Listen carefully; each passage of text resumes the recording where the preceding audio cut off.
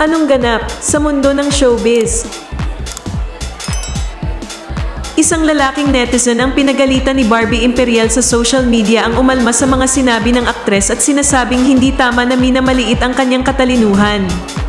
Inanunsyo ni Barbie sa social media na pupunta siya sa grand opening ng isang fast food restaurant sa Kamalig, Albay. At tinanong siya ni netizen Mark Rainier kung anong oras siya darating sa kabila na nabanggit na niya ito dati sa kanyang post. "Magkita-kita tayo bukas sa Bigs Kamalig. 1 PM ha," sabi ni Barbie sa kanyang post. "Anong oras?" tanong ni Mark Rainier. "Huwag ka na pumunta kasi bobo ka. Basa-basa din po," bastos na reply ni Barbie kay Mark Rainier. Sumagot si Mark Rainier sa pamamagitan ng pagsusumite ng kanyang larawan upang patunayan na hindi siya bobo gaya ng sinabi ni Barbie. Nag-post siya ng snapshot ng kanyang Certificate of Recognition para patunayan na siya ay isang honor student. Humingi ng paumanhin si Barbie sa netizen kasunod ng kaganapan. Ibinahagi din ng lalaking netizen ang ilan sa mga natanggap niyang mensahe.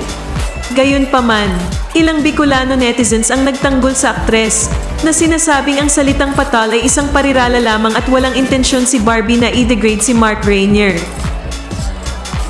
Anong masasabi mo sa balitang ito?